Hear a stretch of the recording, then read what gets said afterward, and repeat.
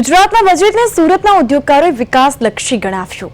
નવી 25 જીઆઈડીસીને સ્માર્ટ અને 120 મિની જીઆઈડીસીને નવીનીકરણ માટે મૂકવામાં આવેલી યોજનાઓ ગુજરાતના વિકાસ માટે મહત્વાકાંક્ષી ગણાશે। સુરતના બારડોલી ગામને સેટેલાઇટ ટાઉન તરીકે વિકસિત કરવામાં આવશે। ગુજરાતને વર્ષ 2026નું ટુરિઝમ વર્ષ નક્કી કરાયું છે। ગુજરાતની વાઇનિંગ ડેસ્ટિનેશન તરીકે બની રહેશે તેવું જણાવ્યું। અત્યારે 16,000 સ્ટાર્ટઅપ્સ છે, ત્યારે નવા સ્ટાર્ટઅપ્સને પ્રોત્સાહન આપવા માટે નવા વિચાર સાથે જ નવા 4 હબની સ્થાપનાની જાહેરાત।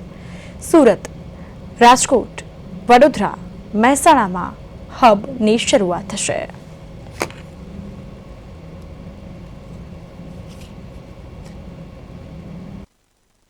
ત્રણ લાખ 15,000 આવાસો પ્રધાનમંત્રી રોજગાર યોજના હેઠળ આ એક બહુ વિશિષ્ટ વાત આ બજેટમાં કરવામાં આવી છે।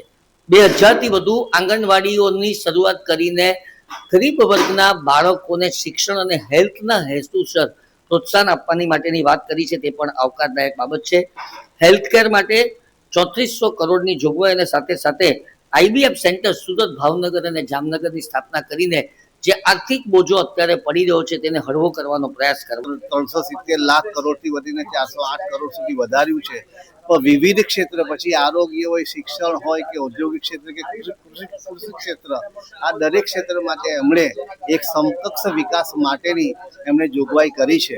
ખાસ કરીને સુરત અને દક્ષિણ ગુજરાતની વાત કરું તો ટેક્સટાઇલ ઉદ્યોગને પ્રોત્સાહન આપનારી એમણે 2 વાત કરી છે। એક તો ગુજરાત ટેક્સટાઇલ પોલિસી હેઠળ એમણે હવે 2,755 કરોડની વધારાની રકમની જોગવાઈ કરી છે, જે સુરત દક્ષિણ ગુજરાતના જે બજેટ રજૂ કર્યું છે તેમ એક ટેક્સટાઇલ વેપારી તરીકે હું જોઉં તો ટેક્સટાઇલમાં એમણે ટેક્સટાઇલ પોલિસી અંતર્ગત 5755 કરોડની જે જાહેરાત કરી છે, તો એમાં ટફ હોય કે ટફની ઇન્ટરેસ્ટ સબસિડી હોય એ લોકોની પછીથી જાહેરાત, પણ ટેક્સટાઇલને પ્રોત્સાહન આપવા માટે એમણે એક આ સારી જોગવાઈ કરી છે।